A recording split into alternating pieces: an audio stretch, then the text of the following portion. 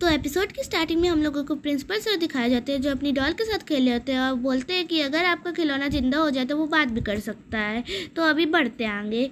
तो फिर हम लोगों को शिनचैन के दोस्त दिखाए जाते हैं और वो जो एक नए पार्क में आए होते हैं। तो शिनचैन और वो खेलने लगते हैं पर मसाओ को भी खेलना होता है, इसलिए वो बहुत चिंतित हो जाता है। पर उसके पीछे एक लड़की आ जाती है जिसको देख के वो बहुत ज़्यादा डर जाता है। तो फिर उसने उसको अपना नाम बताया जो था राइको। ठीक है, तो फिर नानी ने बोला चलो उतरो तुम दोनों बो और शिनचैन से, क्योंकि उसको भी झूलना था। पर मसाओ जाके वहाँ पे बैठ गया क्योंकि राइको ने ऐसा कहा था। तो फिर रैनी उन दोनों पे चिल्लाने लगी और बोलने लगी कि अब हम लोगों को घर जाना चाहिए।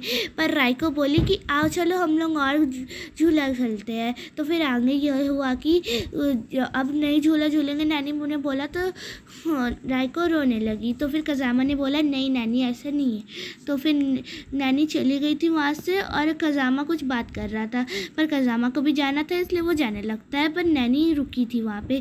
तो फिर कज़ामा बोलता है क्या हुआ नैनी, पर नैनी एकदम सुन पड़ गई थी।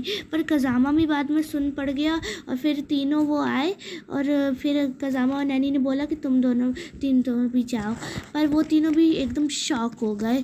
और फिर हम लोगों को राइको दिखाई जाती है जो बोलती है कि अभी तो सिर्फ 3 ही बजे हैं, अभी हम लोग बहुत खेल सकते हैं। पर कज़ामा बोलता है कि हम लोग तो 3 बजे आए थे और अभी फिर से 3 बज रहे हैं, नहीं अभी तो 6 बजने चाहिए।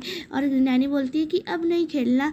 तो फिर राइको बोलती है ऐसे तुमने कैसे कहा। फिर यही आता है सबसे डरावना सीन, और यहाँ पे शिनचैन जिस झूले पर झूल रहा होता है वो झूला टूट जाता है जिससे वो लड़की भी गायब हो जाती है।